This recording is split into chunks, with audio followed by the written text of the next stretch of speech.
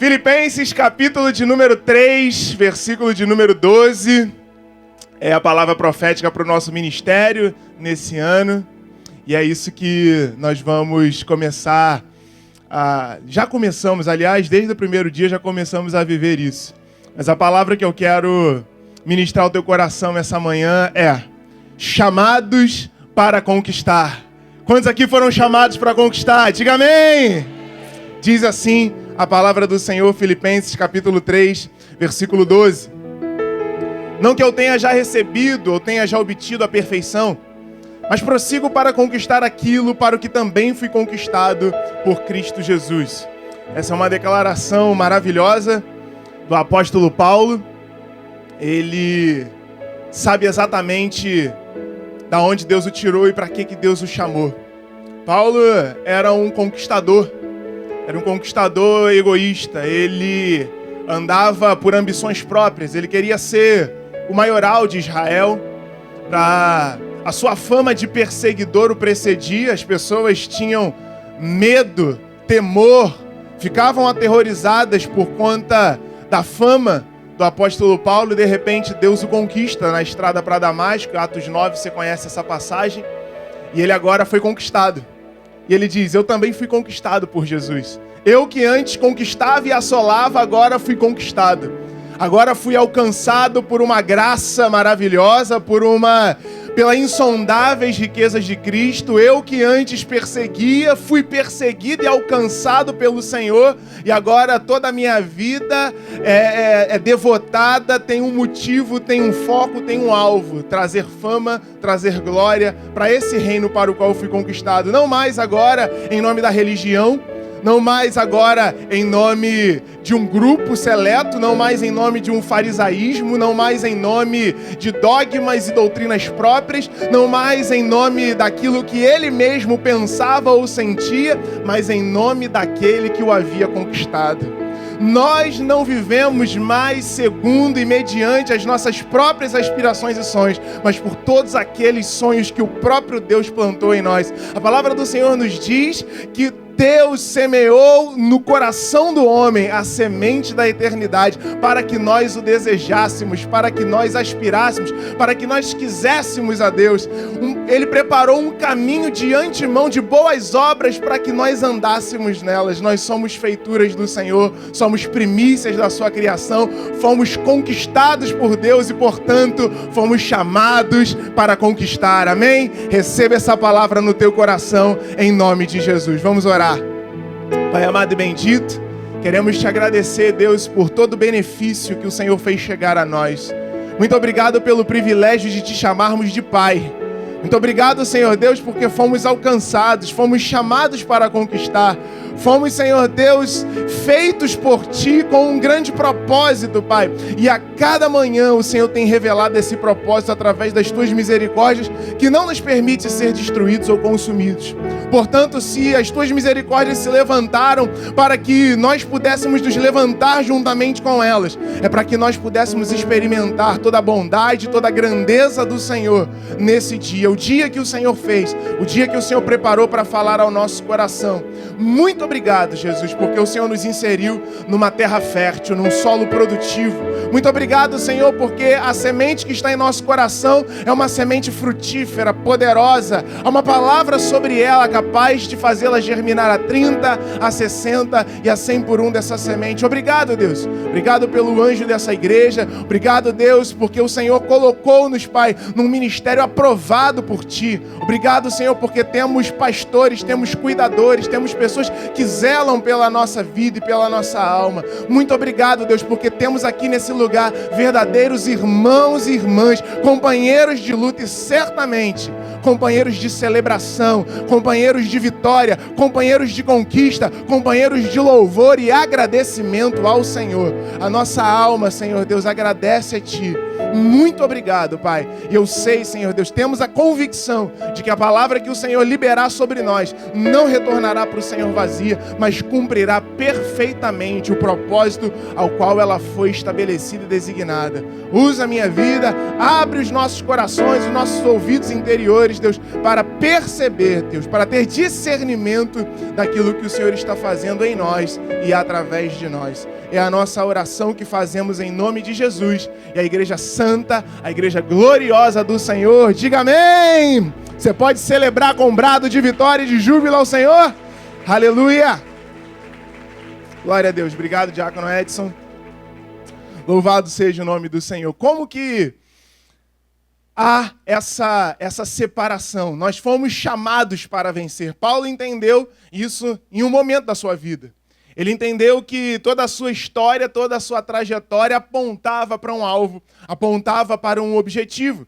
E ele declarava: eu ainda não alcancei esse objetivo. Eu ainda não cheguei ao que eu poderia chegar. Eu ainda não alcancei, eu ainda não recebi, eu não obtive a perfeição por inteiro e por completo, mas isso não me menospreza, isso não me diminui, isso não me torna indigno. Há uma caminhada.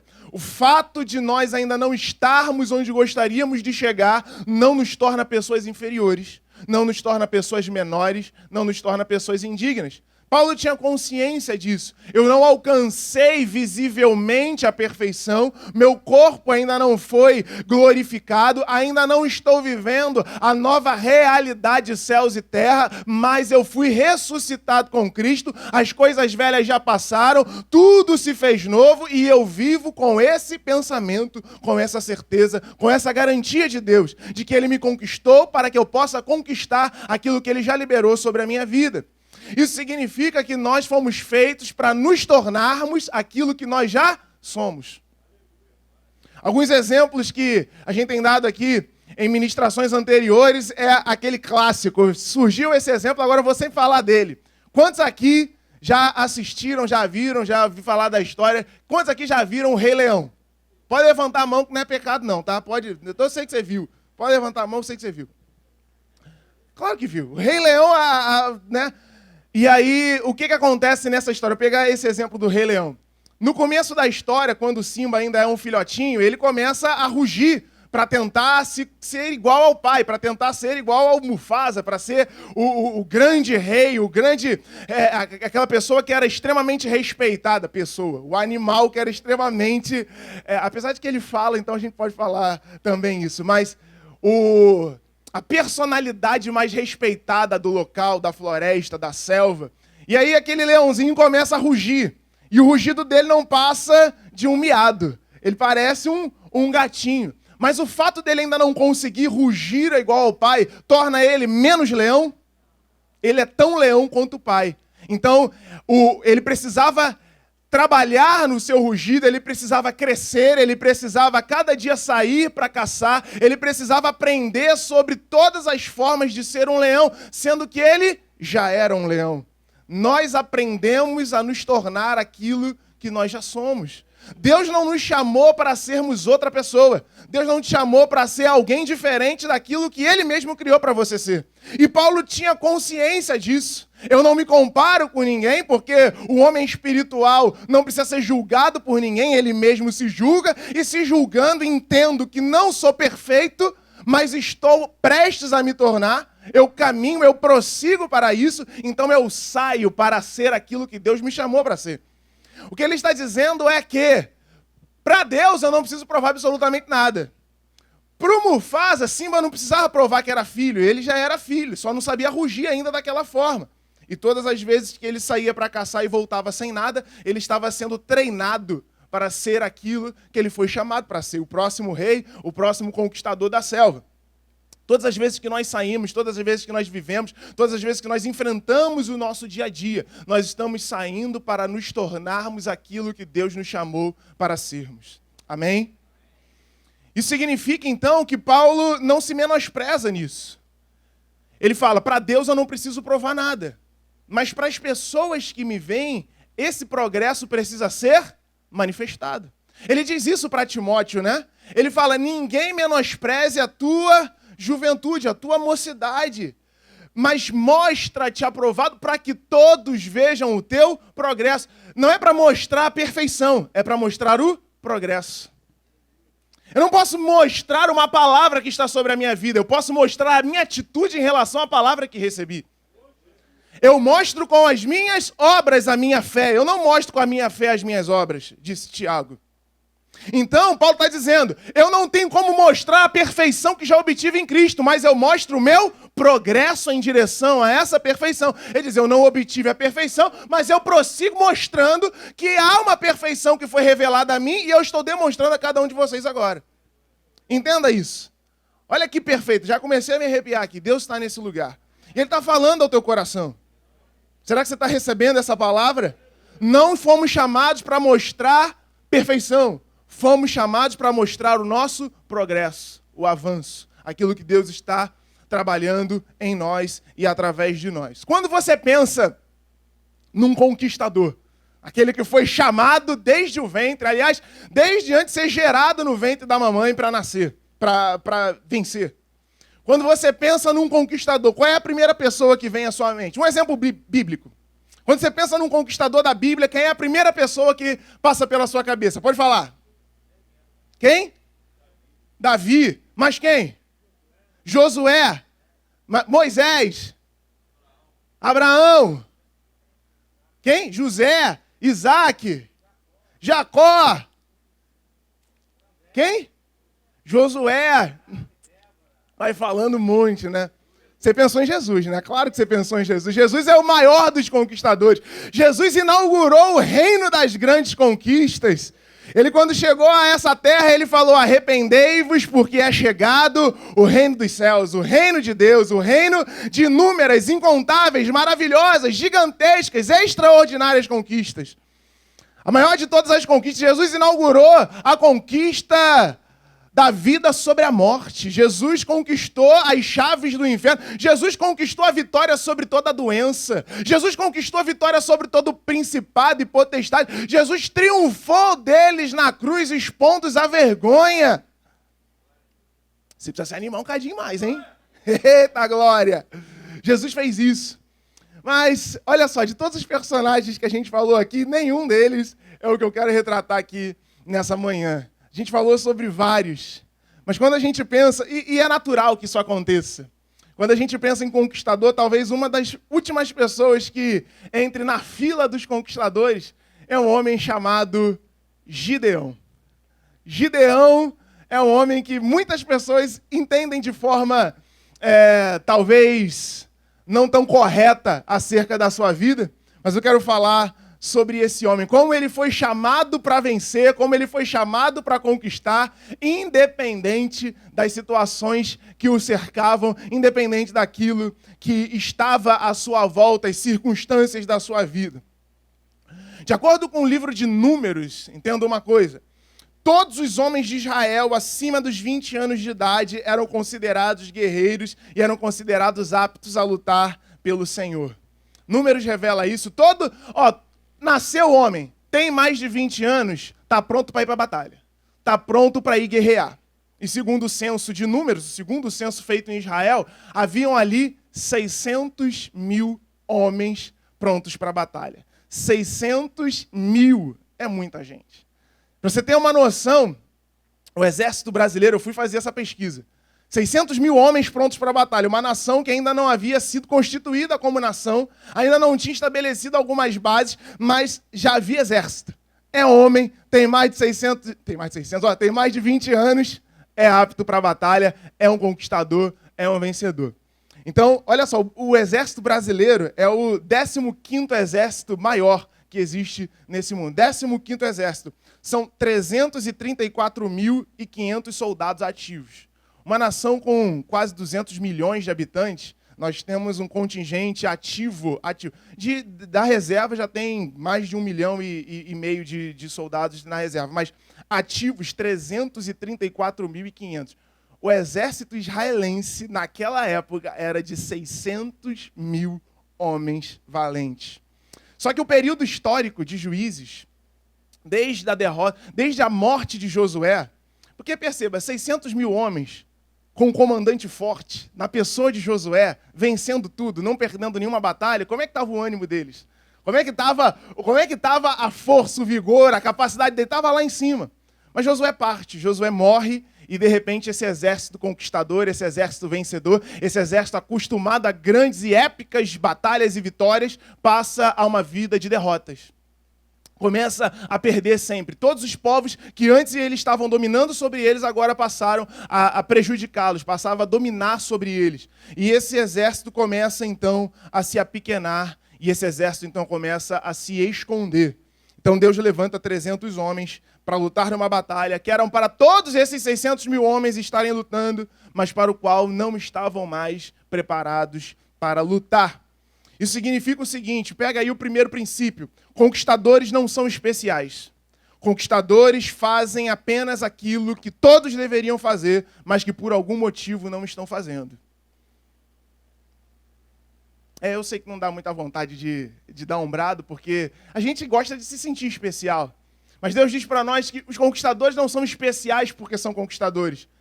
Eles fazem aquilo que eram para todos estarem fazendo, porque o chamado é para todos. Mas por algum motivo todos não estão fazendo. Então Deus levanta aqueles que querem fazer. Todos somos chamados para conquistar, mas nem todos irão, porque nem todos querem fazer aquilo que tem que ser feito. Então quem é que vence? É o especial? Não, é aquele que faz. Quem é o que alcança a perfeição? Aquele que é perfeito? Não, aquele que prossegue. Aquele que progride, aquele que avança, aquele que tenta, aquele que vai, aquele que continua, aquele que persevera, aquele que é obstinado, aquele que tem um alvo, um objetivo, um propósito e não abre mão dele. Amém? Esse exército tinha falhado e por isso era incapaz de lutar pelo Senhor. Se apequenou, se escondeu. Muita gente sabe como guardar a fé, muita gente sabe como terminar a carreira, mas muita gente não sabe como combater o bom combate. Muita gente sabe das coisas de Deus, mas não consegue avançar nas coisas de Deus, não consegue colocar isso em prática. Tendo isso em mente, a gente vai ler, e eu espero que você tenha trazido a sua Bíblia, bastante o livro de Juízes. A gente vai ler um capítulo e meio, e eu vou tecer alguns comentários com você. Juízes capítulo 6, versículo 1 diz o seguinte: fizeram os filhos de Israel o que era mal perante o Senhor. Por isso o Senhor os entregou nas mãos dos midianitas por 7 anos. Se os filhos de Israel não tivessem feito o que era mal perante o Senhor, eles teriam sido entregues? Não. As nossas derrotas, elas são causadas pela nossa desobediência. Porque se Paulo disse, eu não alcancei a perfeição, mas vou alcançar, porque essa perfeição já foi alcançada por Jesus e ele me chamou para avançar, me chamou para conquistar, eu só não conquisto, eu só não avanço se eu for desobediente a essa palavra. Porque a palavra não vai mudar. A palavra não vai se adequar à minha vida. A minha vida é que é adequada à palavra. Amém? Juízes, capítulo 6, versículo 2. Prevalecendo o domínio dos midianitas sobre Israel, fizeram estes para si, por causa dos midianitas, as covas que estão nos montes e as cavernas e as fortificações. Pode ser muito bonito a gente chegar lá e olhar os fortes, chegar lá e olhar os montes, chegar lá e olhar as cavernas, as covas que estão lá. Que coisa linda, que coisa maravilhosa. É bacana, mas tudo isso só existe por causa de medos. As fortificações da nossa vida são criadas para nos blindar e para nos proteger de traumas passados.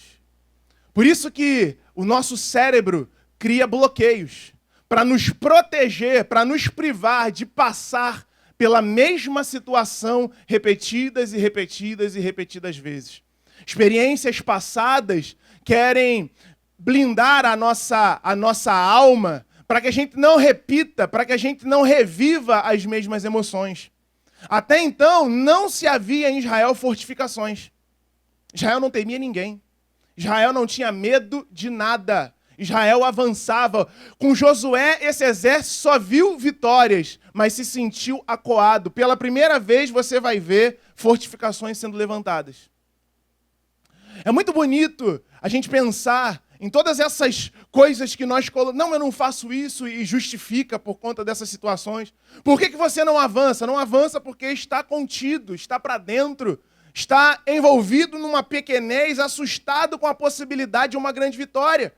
Por quê? Porque o histórico passado, porque na gama das grandes realizações, na galeria dos troféus, está em branco. Poxa, tanto tempo sem vencer, tanto tempo sem ganhar, tanto tempo sem obter uma conquista, sem receber uma vitória. Então eles fizeram para si covas que estão nos montes, as cavernas e as fortificações. Quantas vezes nós levantamos bloqueios emocionais? Quantas vezes nós levantamos travas e fortificações na nossa mente, na nossa língua, para não reviver experiências passadas?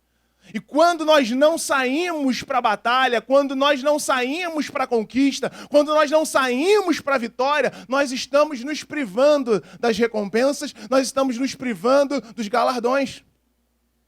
E Deus quer hoje que você saia das fortificações, que você rompa com as prisões, que você se desvencilhe dos grilhões, que você consiga transpor essas cadeias e essas barreiras levantadas por você mesmo. Algumas pessoas não conseguiram viver um novo ano, não entraram em 2020, porque levantaram grandes portões e muros e não conseguem transpô-los. Pessoas que ainda estão presas no século passado, porque colocaram sobre a sua vida uma pedra, uma trava, e dali não saíram. Tenho medo de avançar, tenho medo de tentar, tenho medo de conseguir. E por causa da opressão externa, preferiu se fechar num casulo. Fez como um tatu-bola, fez como uma tartaruguinha que entrou para dentro do casco. E não consegue vencer, não consegue romper, não consegue avançar, porque por causa das opressões, agora estão presos dentro de cavernas, dentro de covas, dentro de fortificações que eles próprios criaram. Nossas justificativas são muito bonitas para quem não conhece, mas a gente sabe que lá dentro aquilo ali é uma prisão. Existem palavras que você está falando que são prisões. São confissões negativas acerca da sua realidade, porque não foi isso que Deus disse a seu respeito. É por isso que Paulo vai dizer que as armas da nossa milícia não são carnais. Porque as armas carnais são incapazes de derrubar fortalezas. Mas as armas da nossa milícia são poderosas em Deus para anular as mentiras, os sofismas, as altivezes e derrubar toda fortaleza que se opõe ao conhecimento de Cristo. Portanto, se você quer transpor as barreiras da sua vida, aprenda a lutar com as armas espirituais, as armas da fé, as armas da luz, as armas de Deus. Você continuar alimentando a sua alma, alimentando a sua vida com coisas do presente século, com aquilo que está todo mundo falando, com a literatura que todo mundo consome, com a informação que todo mundo está recebendo, você vai ficar bem quentinho, bem confortável, bem seguro dentro de uma prisão. Se nós queremos destruir fortalezas e fortificações, precisamos lutar com as armas que Deus nos deu. Amém? Essa manhã eu creio que é uma manhã onde Deus está abrindo as tuas mãos e colocando nelas. Pode fechar a tua mão aí, ó, a arma da fé, a arma da verdade. Amém? Efésios 6 nos fala isso, né? A partir do versículo 10. Sede fortalecidos no Senhor, irmãos, e na força do seu poder. Precisamos tomar toda a armadura de Deus. Toda a armadura de Deus, não é uma ou outra, toda ela, para nós podermos resistir ao dia mau. A questão é que, por só conhecer vitórias, o povo não sabia da existência do dia mau, mas o dia mau vem. O dia mau chega. E no dia mau, ao invés de enfrentar o dia mau, o que eles fizeram? Se esconderam. Levantaram fortalezas. De repente, eles se lembraram de Jericó, que era sitiada. Ninguém entra e ninguém sai. Vamos fazer igual eles. Deus não quer que você levante fortalezas. Ele é teu escudo, Ele é teu amparo, Ele é teu auxílio, Ele é tua força. Eu não preciso dar desculpas, eu só preciso confiar em Deus, amém? Não precisamos das desculpas, não precisamos das justificativas para os nossos apelos emocionais e para as nossas respostas práticas no dia a dia. A maneira como nós respondemos aos desafios da vida, às circunstâncias, eu quero dizer para você, elas vêm. As lutas, as dificuldades, elas vêm. É porque a gente nunca pensa em quão pesada é a luta quando a gente está vencendo. A gente só percebe quando é pesado quando a gente começa a perder. Quando a gente começa a sofrer as dores de uma batalha. E aí a gente começa, não, vamos preparar um escudo, vamos fazer isso, vamos fazer aquilo outro. Escudo não serve como ataque. Só o do Capitão América, que é o único que defende, que ataca com escudo. Mas o normal, o correto é saber que escudo é arma de defesa. E as pessoas começam a só se defender. E quando você vai se defendendo da vida, quando você vai se defendendo das coisas, a tendência é você ir entrando, é você ir diminuindo, é você indo para dentro e a tua vida vai se perdendo nesse aspecto. Mas aí, a palavra de Deus continua nos dizendo, versículo 3, cada vez que Israel semeava, os midianitas e os amalequitas, como também os povos do Oriente, subiam contra ele. E contra ele se acampavam, destruindo os produtos da terra até a vizinhança de Gaza, e não deixavam em Israel sustento algum, nem ovelhas, nem bois, nem jumentos. Pois subiam com seus gados e tendas e vinham como gafanhotos em tanta multidão que não se podiam contar, nem a eles, nem aos seus camelos, e entravam na terra para destruir.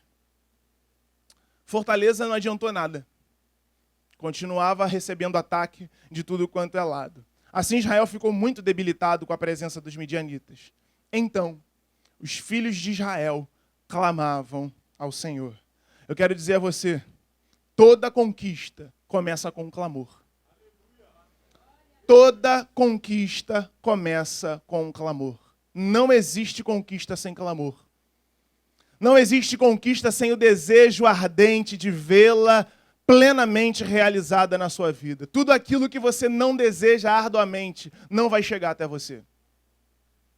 Tudo aquilo que você não chora, não se empenha, não deseja, não coloca o teu coração naquilo, o teu suor, o teu esforço, tudo aquilo que não faz parte das tuas orações, das tuas petições a Deus, do teu motivo de louvor ao Senhor, não chega à tua vida. Então, no momento mais difícil, Israel começou a clamar ao Senhor.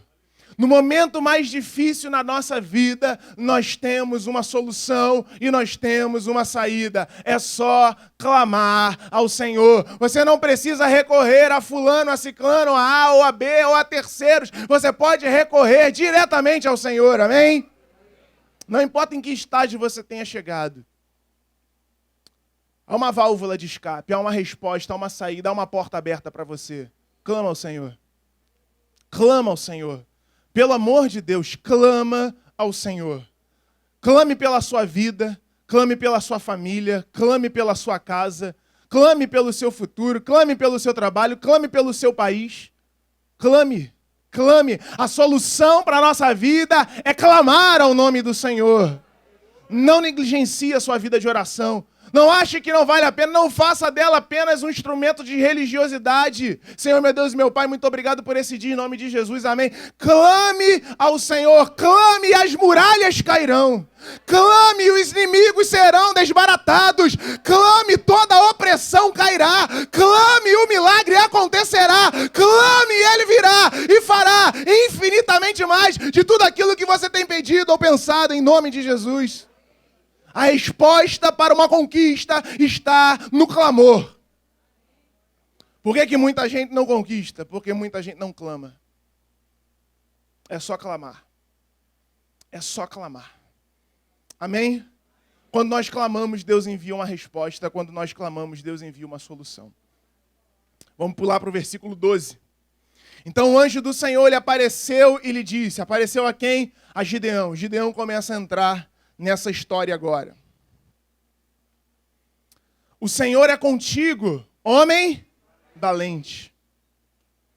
E aqui está o fato de eu ter falado para você que Números diz, a partir do capítulo 1, versículo 3, que todo homem com mais de 20 anos era valente.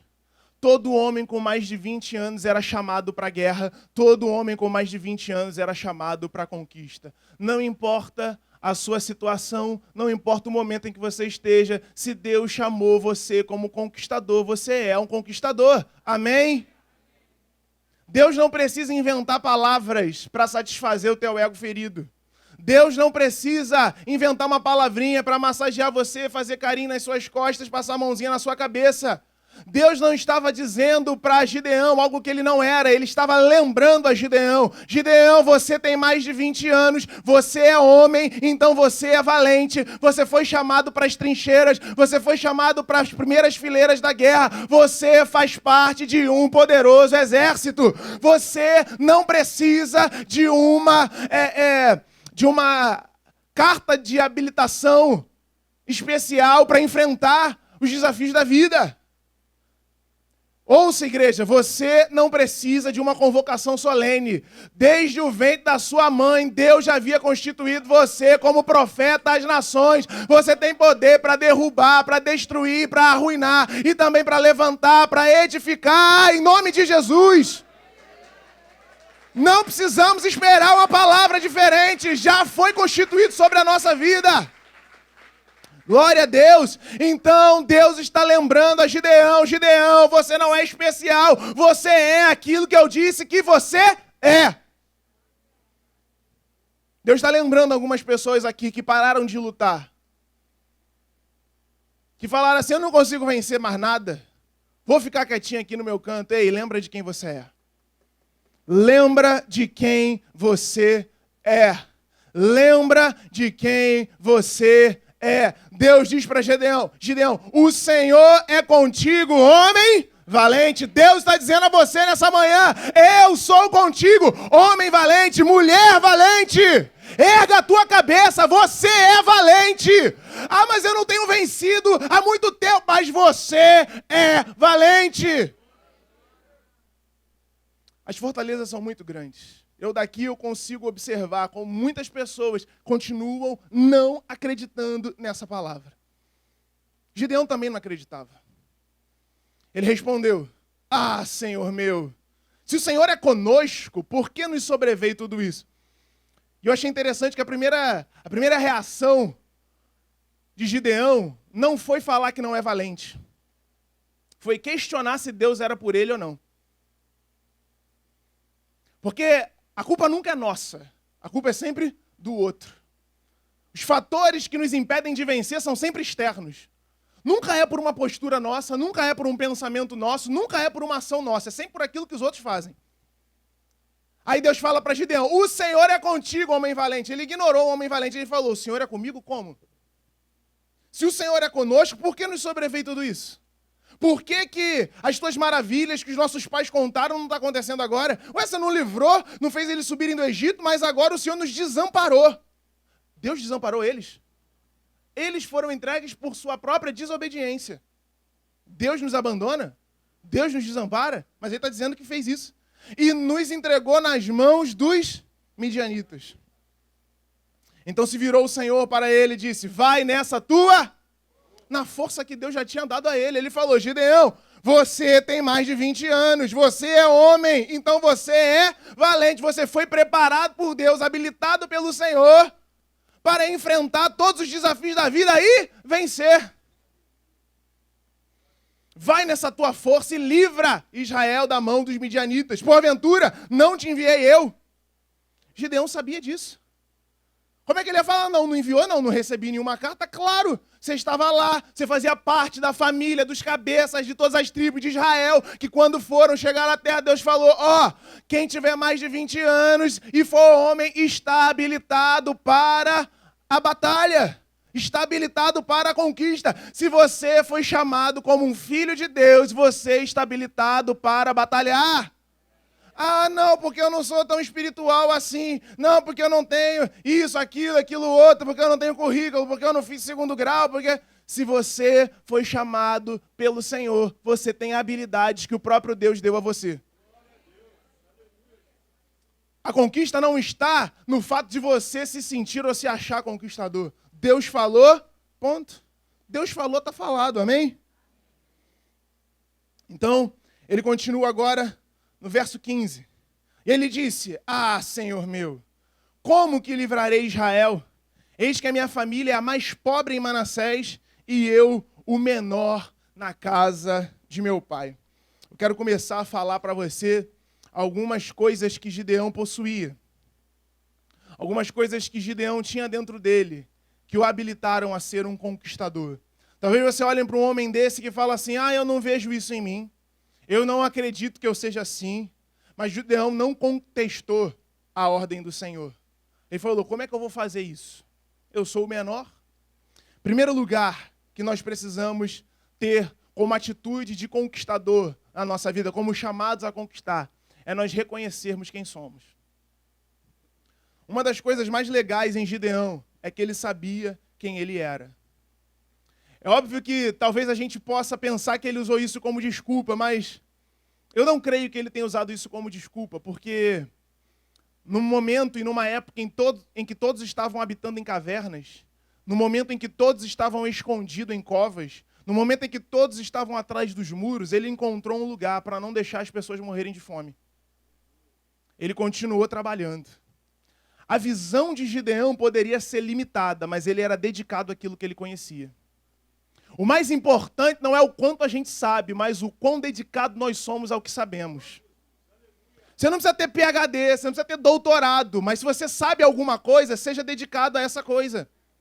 Tem pessoas que acham assim, não, porque eu não sei nada, é porque eu não sei muita coisa, não precisa se dedicar a nada. Se você sabe pouco, se dedique ao pouco que você sabe, porque o pouco nas mãos de Deus é muito. É o necessário para suprir, é o necessário para te levar para o aumento, é o necessário para te fazer multiplicar e é necessário para chegar até o enriquecimento. O mesmo Deus que te supre a semente é o mesmo Deus que vai te levar com a mesma semente até o enriquecimento. Mas ninguém chega ao enriquecimento sem aquela primeira semente que era suficiente só para o suprimento. Gideão era dedicado. Gideão falou, vai morrer. Se eu não fizer alguma coisa, vai morrer. Ele não tinha uma visão ampla de tudo, mas o pouco que ele sabia era o suficiente para ele não abrir mão daquilo que Deus tinha dado a ele. Amém? Então Deus não errou. Deus não quis invocar o melhor de Gideão quando falou homem valente. Ele só lembrou de quem ele era. Eu não preciso convencer você de que você é valente, de que você é guerreira, de que você é vencedora, de que você é vencedor. Eu só preciso lembrar você disso.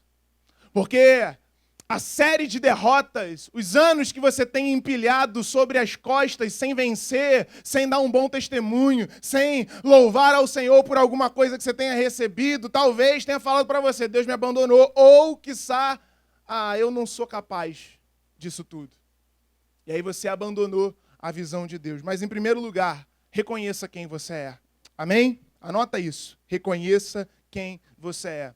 Porque é muito fácil, ou é mais fácil, ser humilde diante de Deus. Mas ser humilde diante dos homens, ou dizer que os outros são melhores do que nós, isso é extremamente difícil. E Gideão não tinha esse problema. Ele não falou que ele... Porque se humilhar diante do Senhor, ou ser humilde diante de Deus, a gente aprende com o tempo. Nem que seja fingido, nem que seja maquinalmente, mas há uma postura do crente em se submeter a Deus. Agora, em se submeter aos homens, ele não falou que ele era inferior a Deus, ele falou que era inferior a outros homens. Humildade é um conceito importantíssimo para conquistar. As pessoas que se acham demais conquistam nada. Há um ditado popular que diz que cão que ladra não morde. Eu não sei muito bem se isso se aplica aos cachorros, mas para quem fala mais do que faz, isso com certeza é uma realidade.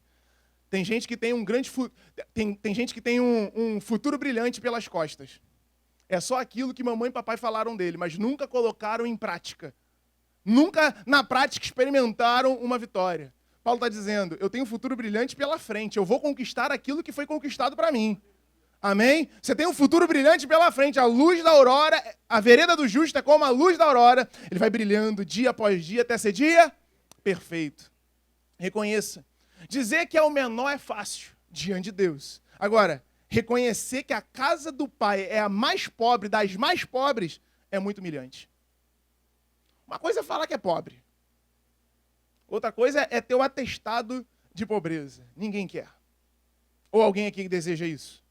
Não, né? Mas Gideão reconheceu isso. Gideão reconheceu isso. Eu quero dizer para você que o conquistador não é aquele que se acha, mas é aquele que se reconhece em Deus. Conquistador não é aquele que fala que é. Conquistador é aquele que descobre o que é em Deus. Conquistadores são aqueles que possuem a realidade, ainda que não possuam a fama.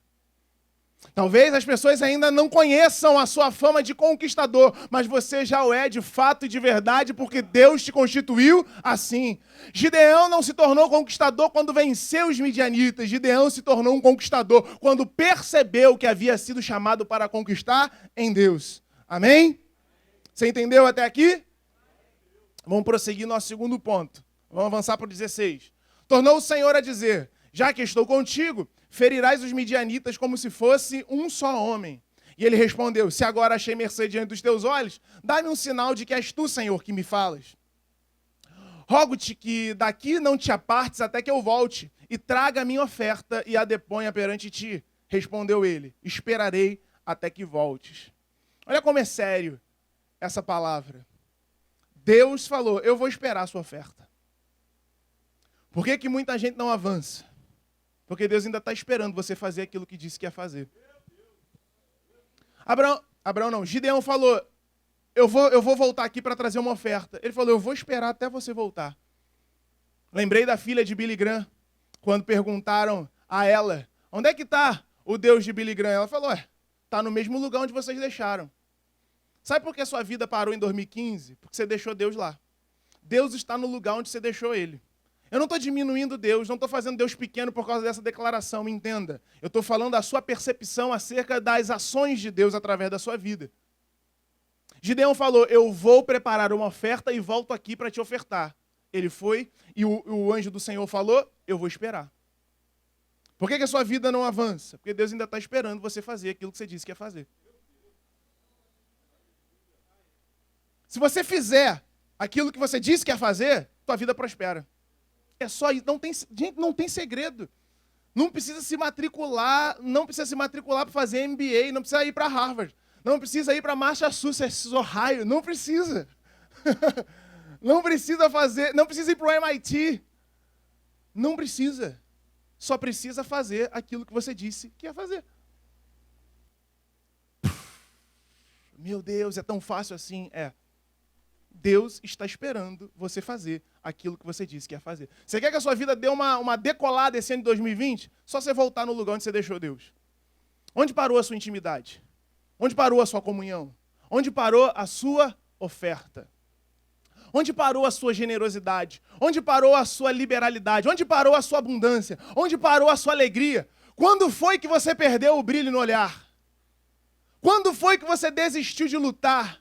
Quando foi que você abriu mão do seu direito de conquistar? Quando foi que você abriu o porão, o baú e guardou lá tudo aquilo que Deus deu a você? Onde foi que você enterrou os seus talentos? Onde foi que você colocou e falou: daqui não adianta mais nada? Deus só dá segundo a nossa capacidade. Por isso que as armas da nossa milícia não são carnais. Crente tem que ler Bíblia, crente tem que orar, crente tem que louvar o Senhor. O Senhor resolveu se ausentar da cidade, chamou 3 dos seus servos e deu a eles seus talentos. A um deu 5, a outro deu 2, a outro deu 1. Entenda a janela de oportunidade. Olha o tempo que Deus está falando para você hoje. Enquanto o Senhor está, os talentos estão com quem? Com o Senhor. Não tem participação nisso. Mas depois que o Senhor sai, Ele transfere os talentos para que a gente possa dar continuidade, para que a gente possa usar. O que recebeu 5 foi lá e ganhou mais 5, recebeu 2 foi lá e ganhou mais 2, mas o que recebeu 1 fez o quê? Enterrou. Porque ele se achava incapaz de multiplicar aquilo que Deus deu. Ele falou: tenho medo, não sei o que fazer com isso, vou nem falar para você quanto que custa um talento. Quem está aqui às quintas-feiras sabe quanto vale um talento. Fala ou não falo? Sim ou não? Agora é a palavra do bispo quando a palavra da igreja. Vem quinta-feira que você vai saber, então. Não pergunta para quem vem. Vem na próxima quinta, você vai saber quanto vale um talento. Mas esse homem falou assim: eu não tenho capacidade. E escondeu. Só que versículos antes, o próprio Deus fala: e repartiu a cada um segundo a sua. Tem gente que fala: eu não sou capaz. Mas Deus não dá para gente incapaz. Se está na sua mão, é porque você sabe como cuidar, você sabe como fazer. Amém?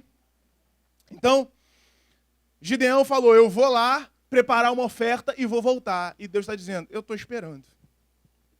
Você pensa assim, cadê Deus? Eu estou aqui esperando a sua oferta. Estou aqui esperando você fazer aquilo que você disse que faria. Entrou Gideão e preparou um cabrito, e bolos asmos de um efa de farinha, a carne pôs num cesto e o caldo numa panela, e trouxe-lhes até debaixo do carvalho e lhe apresentou.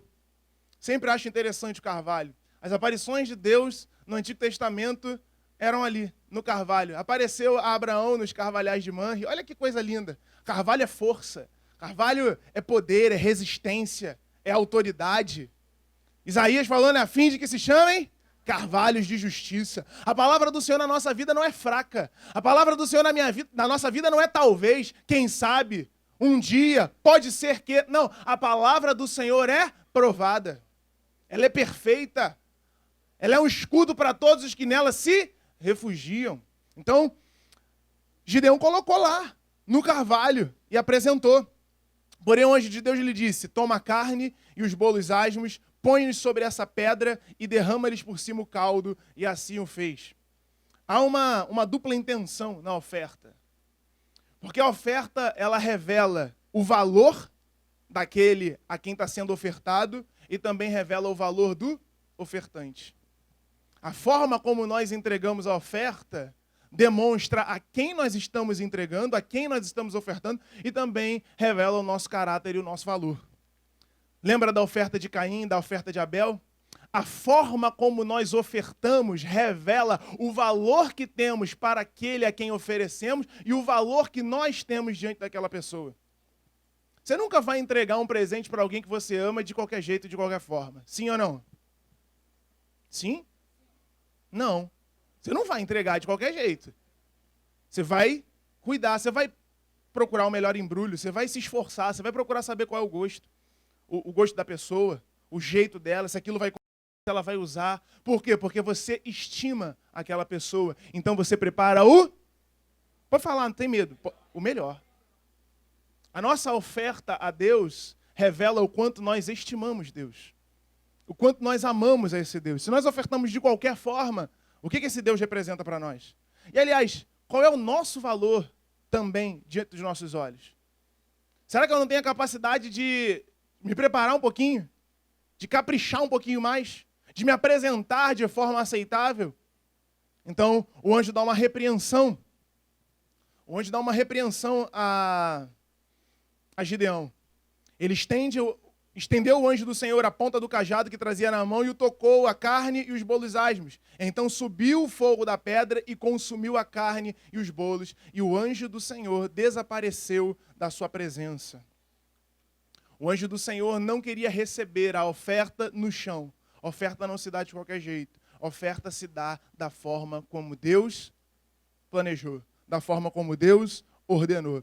Esse é o propósito do Senhor para nós. Prossiga. Viu Gideão, que era o anjo do Senhor, e disse, ai de mim, Senhor Deus, pois vi o anjo do Senhor face a face. Porém, o Senhor lhe disse, paz seja contigo, não temas, não morrerás. O desafio pode ser grande, mas se Deus aparece para você, não é para te aterrorizar, não é para você temer. Nós cantamos aqui, né? Se Deus está conosco, não há o que temer. A resposta de Deus ao nosso coração sempre vai ser, tenha bom ânimo. Tenha paz, você não vai morrer, eu sou contigo, você vai vencer. Eu sei que é difícil trabalhar os traumas, os bloqueios mentais, o histórico de derrotas, um passado talvez não tão glamuroso assim. É difícil enfrentar, é difícil voltar atrás, é difícil tentar mais uma vez, ser humilde e reconhecer, não, mas... será que eu vou ser envergonhado? A palavra do Senhor para você essa manhã é paz seja contigo. Se você está tentando, em 2020, fazer a diferença, mudar a história da sua vida, Deus está dizendo para você, paz seja sobre a tua vida. Não será envergonhado. Tenha bom ânimo. Pode fazer com calma, pode fazer tranquilo, pode fazer seguro. Eu sou contigo. Porque às vezes a gente se assusta diante dos desafios. Eu voltar lá no lugar da vergonha para tentar de novo, Deus está dizendo, calma, paz, eu sou com você, homem valente. Eu sou com você, mulher valente. Você vai pensar assim, em 2020 eu vou tentar de novo? Deus está dizendo, pode tentar de novo, porque eu sou com você, você não será envergonhado. Amém? Em nome de Jesus, você recebe essa palavra? Glória a Deus. Ele diz no 24, então Gideão edificou ali um altar ao Senhor e lhe chamou de O Senhor é Paz. Ainda, até o dia de hoje, está o altar em Ofra que pertence aos Abiezrita. Até o dia de hoje. Se o Senhor falou, edifica um altar sobre isso. Faça dessa a tua aliança com o Senhor, confirme com Deus, oferte ao Senhor a tua própria vida e fale, eu estou empenhado com essa palavra que o Senhor declarou sobre mim, não serei envergonhado. Esse texto me mostra o segundo ponto da vida de um conquistador, daquele que foi chamado para conquistar. Se o primeiro é reconhecer quem é em Deus, o segundo ponto é ter visão celestial. Ter visão de Deus. Enxergar quem é Deus. Gideão viu Deus naquele momento. Ele falou, ai de mim. Ele pensou que fosse morrer. Realmente é uma visão assustadora, porque é diferente de tudo que a gente já viu. É diferente de tudo que a gente já sentiu, que a gente já presenciou, que a gente já passou. A visão de Deus sobre a nossa vida é extraordinária. Ninguém que não tenha a visão de Deus está habilitado para vencer. Ninguém que não tenha a visão de Deus está habilitado para servir. Ninguém que não tenha a visão de Deus está habilitado para trabalhar na obra, precisa ter visão de Deus, porque com visão nós podemos perseverar em direção àquilo que Deus nos deu, em direção ao alvo, mesmo que haja dificuldades. Se levanta uma montanha, eu passo por cima delas. Apresenta-se outra dificuldade, eu me desvencilho dela. Se levanta um muro, eu derrubo pela palavra da fé. Se levantam inimigos, Deus desbaratina todos. Por quê? Porque eu quero chegar lá. Eu tenho um alvo a atingir, eu tenho uma meta a alcançar. Eu vou chegar no lugar que Deus me chamou para chegar. Quem tem visão, chega. Quem tem visão, chega. Se você tem uma visão para 2020, para aquilo que Deus preparou sobre a sua vida, você não vai ser paralisado nem pela SEDAI. Não vai ficar prostrado com dor de barriga enfrentando fila de hospital. Você vai chegar onde Deus te chamou para chegar. Nenhum obstáculo é grande o suficiente para te fazer parar, porque você tem sobre você uma visão de Deus. A visão de Deus é o solo, é o firme fundamento no qual você pode caminhar seguro. Os pés do conquistador são firmados pela visão que tem. Amém? Foi assim com Moisés. Ele preferiu não mais ser chamado filho da filha de Faraó. Ele preferiu sair da linhagem de sucessão do trono do Egito. E preferiu sofrer o opróbrio com os filhos de Israel, preferiu ser escravo, preferiu andar errante pelo deserto, porque tinha uma visão. Moisés contemplava o invisível. Ele sabia que o galardão que ele estava esperando era muito melhor do que as riquezas que o Egito lhe oferecia. Quem mais teve visão de Deus e não parou? Isaías. No ano da morte do rei Uzias, eu vi o Senhor. E ele falou, eis-me aqui, envia-me a mim. Jeremias também viu o Senhor. Que vês tu, Jeremias? Eu vejo. Eu vejo. O que você vê? Deus pergunta para você hoje, o que você vê? Você está vendo um futuro belo? Ele diz bem, Jeremias, porque eu velo pela minha palavra para que se cumpra. O que você vê para a tua família? O que você vê para a tua história? O que você vê para os teus filhos? Qual é o futuro que você vê para você? Qual é o futuro que você vê para esse ministério? Qual é o futuro que você vê? O que você espera de 2020? 2020, visão perfeita, visão completa, visão plena, excelente. O que você vê? É a visão que te habilita a chegar até ela. Sem visão você se paralisa. Se você não tem os olhos fixos, Paulo diz isso, né? Mantendo os nossos olhares, os nossos olhos fixos no autor e no consumador da nossa fé, Cristo Jesus. Se você não tiver os olhos em Deus, você vai se desviar por qualquer outra coisa. Quem não tem propósito se desvia pelas propostas. Oportunidades vão surgir inúmeras, mas nem todas elas vão contribuir para o teu propósito. Nem toda mudança te conduz à transformação, mas toda transformação te conduz a uma mudança. Talvez você queira mudar áreas na sua vida que não vão te garantir nada. Talvez você queira mais um diploma, mais um curso, mais aquilo, e ainda não colocou em prática. A gente fala assim, não, no dia que eu tiver isso aqui, no dia que eu tiver dinheiro, no dia que eu tiver sei o quê, no dia que eu tiver assim, no dia que eu conseguir reunir todas essas qualidades, então eu estou habilitado para dizer, não, você pode ter tudo isso, se não tiver visão, não sai do lugar. Tem muita gente que tem 1 milhão de currículos, um monte de diploma pendurado na parede, mas não tem uma recompensa dos seus esforços no bolso. Não tem uma recompensa. Por quê? Porque precisa ter visão, mais importante do que os diplomas. Mais importante do que o currículo, mais importante do que as realizações, é a visão de Deus na sua vida. É segundo aquilo que o homem tem. Se tudo que você tem é uma visão, você tem tudo para vencer. Amém? Recebe essa palavra em nome de Jesus. Vamos continuar. Está acabando o tempo. Vamos lá, o último ponto. Não, perdão, terceiro. Naquela mesma noite lhe disse o Senhor, toma um boi que pertence a teu pai, a saber, o segundo boi de 7 anos, e derruba o altar de Baal, que é de teu pai, e corta o poste ídolo que está junto ao altar. Edifica ao Senhor teu Deus um altar em cima desse baluarte, em camadas de pedra, e toma o segundo boi, e o oferecerás em holocausto com a lenha do poste ídolo que vieres a cortar. Então Gideão tomou 10 homens dentre os seus servos e fez como o Senhor lhe dissera. Temendo ele, porém, a casa de seu pai, e os homens daquela cidade, não o fez de dia, mas de noite. Não fez de dia, mas fez de noite. É segundo a sua capacidade. Não duvide. Terceiro ponto, além de se reconhecer, além de ter visão, terceira coisa, não seja desobediente à visão. Gideão não foi desobediente à visão que recebeu. Responder ao chamado e a entrega em obediência muitas vezes vai nos causar alguns embates. Deus nos pede, eu ia falar que Deus nos pede coisas difíceis, não. Deus nos pede coisas impossíveis para que Ele mesmo realize em nossa vida. Deus não te pede aquilo que todo mundo pode fazer, Deus te pede aquilo que só Ele pode fazer. E aí, se você estiver ligado a Ele, você é capaz de realizar. Deus não vai te pedir para você ir ali pintar uma parede. Deus vai falar para você edificar uma casa para Ele. Aí você fala, eu não tenho como, mas eu sou contigo. Vai conseguir. Deus te chamou para conquistar. Deus não te chamou para pegar emprestado.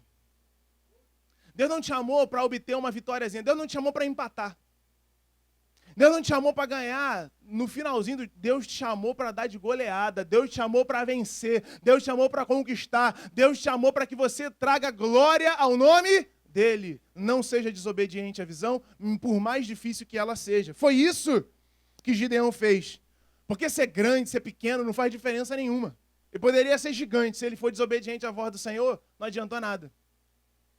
Quando Gideão olhou para o anjo do Senhor e percebeu que era o Senhor, ele percebeu tudo aquilo que não era o Senhor. Então ele falou, isso aqui é o que eu quero para a minha vida. Quando você obtém uma visão de Deus, quando você sabe aquilo que Deus chamou você para fazer, todo o resto perde sentido. Você não se sente tentado às outras coisas, por quê? Porque você tem um alvo, você tem uma visão, e aí você não desobedece. Os conquistadores são chamados, os conquistadores são levantados. Por isso o tema dessa mensagem, chamados para conquistar. É no meio de uma geração que não está conquistando que Deus levanta os conquistadores. Eu já falei isso para você, parece que é um problema atual, parece que é um problema nosso. Jesus já falava isso da geração em que ele nasceu. Você lembra quando ele falava assim, dos dias dos profetas até João Batista, o reino de Deus é tomado à força, por esforço, e só os poderosos se apoderam dele. Ele diz isso. Mas a quem comparareis essa geração? Uma geração que está na rua como crianças, como meninos, tocando flauta e ninguém dança. Aí vem João Batista, que não come nem bebe, e eles dizem, tem demônio. Aí vem o Filho do Homem, vem Jesus, que come e bebe, a mesma geração fala o quê? Tem demônio. É uma geração mimimi. Quem não come, não bebe, tem demônio. E quem come e bebe, tem demônio também. É uma geração que só fala, mas não... você ia tirar 10 agora. Uma geração que só fala e não... Exatamente. Falar é muito fácil. Agora, tem um outro ditado que diz, né? O que a gente faz, fala muito mais do que só falar. A questão é essa. Deus está dizendo, ele temeu sim a casa do pai. Ele sabia do tamanho do desafio, mas fez mesmo assim. O desafio que você vai enfrentar pode ser sim complicado, tenso, com algumas dificuldades, com algumas complexidades, mas faça mesmo assim. Comece. Ele falou, não dá para eu fazer de dia, mas eu vou fazer de noite. Não dá para eu fazer desse jeito, mas eu vou fazer. Amém? Quantos vão fazer aqui em nome de Jesus? Glória a Deus. Chegando então ao último ponto. Levantando-se de madrugada, homens daquela cidade, eis que estava o altar de Baal derrubado. E o poste-ídolo estava segundo ele, que estava junto dele cortado, e o referido segundo boi for oferecido no altar edificado. Eu estou com muita vontade de falar sobre esse segundo boi aqui, porque é maravilhoso pensar a respeito disso. Mas eu vou deixar para uma próxima, senão a gente não termina aqui. E uns aos outros diziam, quem fez isso? E perguntando e inquirindo, disseram, Gideão, o filho de Joás, fez esta coisa. Então os homens daquela cidade disseram a Joás, leva para fora teu filho, para que morra, pois derrubou o altar de Baal e cortou o poste-ídolo que estava junto dele. Porém Joás disse a todos os que se puseram contra ele, contendereis vós por Baal? Livrá-lo-eis vós? Qualquer que por ele contender ainda essa manhã seja morto. Se é Deus, que por si mesmo contenda, pois derrubaram o seu altar. Ele que lute. Se ele é Deus, ele que faça alguma coisa com Gideão. Baal fez alguma coisa? Sim ou não? Por quê? Porque não é Deus. Ninguém pode ousar fazer qualquer coisa contra você. Só quem toca na sua vida é o Deus da sua vida, aquele que te criou, aquele que te formou. Se alguém duvidar da sua palavra, fala, eles que lutem. Eles que se virem, que Deus pulos dele. Deus me chamou com um propósito. Se eles são Deus, se ele tem a palavra do Senhor na vida dele, eles que venham fazer alguma coisa. Mas enquanto isso, eu sou obediente à visão do Senhor. Irmão, diz assim no teu lugar, eles que lutem. Deixa eles para lá, faça aquilo que Deus te chamou para fazer. Você ainda quer conquistar esse ano? Glória a Deus. Naquele dia, Gideão passou a ser chamado Jerubaal, porque foi dito, Baal que lide com ele. Baal que faça alguma coisa com ele, pois ele derrubou o seu altar. Só uma coisa aqui a respeito do segundo boi, não resisti. O segundo boi tinha 7 anos. O mesmo tempo da dominação dos midianitas sobre ele. A solução dos nossos problemas já está lá. Deus já havia providenciado o sacrifício. Nasceu no mesmo tempo. Só até aqui para a igreja. Vamos lá. E todos os midianitas e amalequitas e os povos do Oriente se ajuntaram e passaram e se acamparam no vale de Jezreel. Então o Espírito do Senhor revestiu a Gideão, o qual tocou a rebate, e os abiegitas se ajuntaram após dele. Até porque não tem como, né? Depois de fazer tudo isso, não tem como sentir essa unção, sentir...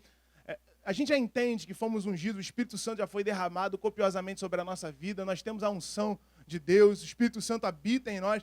Mas entenda o que essa palavra está dizendo. Você se sente energizado, você se sente motivado. Você derrubou um altar de idolatria. Você rompeu com o medo. Você obedeceu à voz do Senhor. Você teve uma visão de Deus. Você sabia quem era e para onde Deus te chamou. Não tem como. E as pessoas que estão à sua volta começam a perceber isso. Verso 35. Então ele envia mensageiros por toda a tribo de Manassés, que também foi convocada para o seguir. Enviou ainda mensageiros a Asser, a Zebulon, a Naftali e saíram para encontrar-se com ele. Olha, uma pessoa. Olha o que Deus faz com aquele que não desiste, aquele que é motivado, aquele que é focado, aquele que é dedicado ao Senhor. Sabe, numa época em que estava todo mundo, todos os guerreiros estavam escondidos. Gideão estava literalmente colocando a sua cabeça a prêmio, fazendo aquilo que ninguém queria fazer. Ele estava assim, malhando trigo no lagar, não era o lugar, mas ele achou um lugar para fazer. Enquanto pessoas acharam desculpas, ele achou um jeito. Enquanto pessoas estão achando desculpas para não viver os melhores anos da sua vida, você está dando um jeito de viver tudo aquilo que Deus falou que você vai viver. Não interessa, quem é de Deus acha um jeito. Quem é de Deus e reconhece a porta e entra por ela. Amém? E o que acontece é que agora a mensagem se espalha. O que acontece é que agora as outras pessoas, de repente o menor do menor da menor tribo, agora começa a convocar todas as outras tribos. Aliás, não todas as outras tribos, né? Asser, Zebulon e Naftali. O que isso significa? Que nós temos que nos separar daqueles que foram vencidos, mas nós não devemos nos separar dos outros vencedores. Você precisa fazer distinção em quem vai andar com você. Se separe dos derrotados, mas não se separe dos vencedores. Ele se separou de todos aqueles que não estavam vencendo. Separou 10 homens para ir com ele. Mas existia um outro povo que iria junto com ele para derrubar isso. Você precisa reconhecer quem são as pessoas que estarão ao seu lado. Quem são as pessoas que vão trabalhar com você e por você para atingir esse objetivo. Portanto, o quarto ponto que você precisa fazer é quebrar os ídolos. Isso fala a respeito de testemunho. Todo coração consagrado ao Senhor dará prova dessa realidade. Qualquer coisa que ocupe o lugar de Deus precisa ser derrubada. Quem conhece quem é Deus sabe o que é um ídolo. Abraão falou, Baal não pode me fazer nada. Eu vi Deus face a face, eu quase morri só de olhar para ele.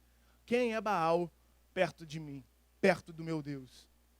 Reconheça isso, testemunho público.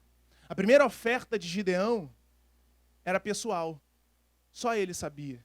Mas a segunda oferta foi pública, todo mundo viu. Não adianta só a gente dizer que quer, a gente precisa demonstrar o nosso querer.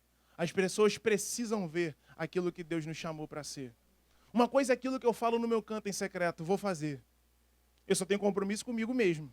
Agora, quando as pessoas percebem que eu disse que faria, então elas começam a se juntar, elas começam a celebrar, elas começam a chegar próximo. Tanto é que os mensageiros foram enviados e eles chegaram. E Gideão foi revestido de poder. Foi revestido pelo Espírito Santo. O revestimento da alegria e da unção de Deus não é resposta a um pedido por poder, mas é de você estar no lugar em que Deus chamou você para estar. Por que muitas vezes você se acha entristecido? Porque você está frequentando lugares que Deus não te chamou para frequentar, ouvindo vozes que Deus não te chamou para ouvir. Todas as vezes em que você estiver no lugar errado, você vai ouvir vozes erradas. Todas as vezes que você estiver no lugar errado, você vai ver coisas erradas. A resposta de Deus para a tua alegria está no lugar onde Deus separou para a sua alegria estar. Deus falou, é na congregação dos santos, em que eu derramo e ordeno vida e bênção para sempre. Se você não estiver aqui, não tem isso. Então, estou com Abraão na cabeça. Gideão foi revestido por quê? Porque estava no lugar certo. Depois de tudo isso, Deus revestiu ele de uma capacidade tremenda. Então, quarto ponto, faça isso. Quebre os ídolos. Se separe daquelas pessoas que te fazem perder. Eu quero terminar dizendo para você, depois desses 4 pontos, quem são as pessoas que vencem. Deus usou o exemplo de Gideão para mostrar a você que aquela pessoa que talvez não tenha o histórico de conquistador, que todo mundo tenha ele como conquistador em primeiro lugar, é a pessoa que Deus chamou para conquistar, é a pessoa que Deus chamou para vencer. Por isso que Deus levantou você na sua casa. Ninguém queria fazer, mas no seu coração brotou um desejo de fazer. Então Deus escolheu você. Deus sabia que você não ia desistir. Ele escolheu você, Ele separou você e Ele capacitou você. Amém? Como os conquistadores são selecionados. 5 minutos para a gente terminar. Então Jerubaal, que é Gideão, se levantou de madrugada e todo o povo que com ele estava e se acamparam junto à fonte de Arode, de maneira em que o arraial dos midianitas lhe ficava para o norte, no vale, defronte do outeiro de Moré. Disse o Senhor a Gideão, é demais o povo que está contigo, para eu entregar nas mãos dos midianitas, para eu entregar os midianitas nas suas mãos. Israel poderia se gloriar contra mim, dizendo, a minha própria mão me livrou. A primeira seleção não é a seleção de 32 mil pessoas. A primeira seleção é a seleção de 600 mil pessoas. Lembra que eu falei aqui no início do culto, no início da palavra? Eram 600 mil homens valentes, preparados para a guerra, prontos para no primeiro toque da trombeta entrar. Mas não tinha trombeta para tocar e eles se acuaram. 600 homens e ninguém se apresentou para o trabalho. Dos 600 se apresentou um. Depois que um apareceu, 32 mil se manifestaram. É só o primeiro. Isso é lindo. É só você dar a cara a tapa. É só você colocar. É só você começar e você vai ver como outras pessoas vão aparecer. E eu falei, deve ser fácil, eu vou tentar também. Deus falou, é muita gente que está contigo. É muita gente. A gente acha que 32 mil é muito, 600 mil era muito mais, e Deus não queria. Começou com um. Se apresentou 32 mil, mas ele falou, tem gente demais aí. Quais são os primeiros que são eliminados? Os soberbos. Antes de eliminar os tímidos e os medrosos, Deus elimina de cara os soberbos. Deus levanta o humilde, mas abate o soberbo. Ele falou, tem muita gente, e eles vão se gloriar dizendo, foi a minha mão. Corta esses logo. Entenderam? Amém? Apregou, pois, ouvidos do povo. Quem for tímido, medroso, esse vai se revoltar. Esse vai voltar. Então, quantos tímidos e medrosos? 22 mil. Pelo menos eles eram verdadeiros, porque se reconheceram como tímidos e medrosos. De 32 mil, 22 mil voltaram. Só ficou 10 mil. Disse mais o Senhor, agora faz descer para beber água, você conhece essa história. De 10 mil que lá estavam, 9.700 beberam água da forma errada. Colocaram a mochilinha de guerra do lado e se ajoelharam para beber. Quem faz isso, quem abre mão do chamado para se refrescar, também não está pronto para o reino. Aquele que mete a mão na arada e olha para trás, não é apto. Se você começou um empreendimento na sua vida, mas falou assim, janeiro é mês de férias, vou dar uma paradinha, não está pronto para ter sucesso. Começou a trabalhar, mas fala, tem um feriadão aí, vou zarpar, não está pronto para ter sucesso. Beleza, você não é tímido, não é soberbo, não quer a glória para si, ok, você continua dentro do bolo. Ok, tá lá dentro. Mas eu sou um cara que quando tem oportunidade de beber uma água, me esparramo todo. Eu não só aproveito a aguinha ali, não. Eu fui chamado para o reino de Deus, mas durante as férias eu esqueço. No carnaval eu não sou de Deus. Pessoas que abrem mão do chamado por qualquer refrigério, por qualquer refresquinho. Isso não adianta. O conquistador é aquele que tem a oportunidade de satisfazer um desejo, mas deixa de fazer, porque sabe o propósito e sabe o melhor momento. Fala assim, não, hoje não é dia. Não, agora não é hora. Não, eu não posso me ausentar da casa do Senhor. Poxa, mas surgiu uma oportunidade para ir para a casa de praia, mas vai surgir outras oportunidades. Hoje eu quero ouvir a voz, hoje eu quero ouvir o direcionamento do Senhor. Muita gente perde o ânimo já logo no primeiro mês do ano. Por quê? Porque se priva de ouvir a voz de trombeta. O rebate, o anúncio para esse novo ano. Não, quer saber? O sol hoje está muito bom, vou para a praia. Eu não estou querendo censurar isso para você, mas você precisa entender que não era momento de se abaixar para beber água. Era momento de rapidamente só molhar ali os lábios e partir para a guerra. Deus sabe quem são as pessoas que têm que estar conosco. Eu termino isso para você dizendo isso, entregue a sua vida totalmente ao Senhor. Enfrente o medo confiando em Deus e não abra mão do chamado. Deus deu 300 homens a Gideão e transformou eles num só corpo. Tudo aquilo que Gideão fazia, eles faziam exatamente igual. Quando eles desceram ao arraial dos midianitas, eles falaram, espada pelo Senhor e por Gideão. As pessoas que Deus colocar na sua vida vão fazer as coisas, em primeiro lugar, pelo Senhor, mas vão fazer também por sua causa, por seu intermédio. Quando Deus falou a você que você é sacerdote na sua casa, que você é alguém que pode profetizar sobre a vida dos teus filhos, que você foi chamado com um futuro grandioso, chamado para a vitória, não abra mão disso. Teus filhos e toda a tua casa vão fazer pelo Senhor e por você. Amém? 300 homens lutaram e todos os filhos de Israel seguiram para perseguir os inimigos. 300 lutaram e toda a nação conquistou.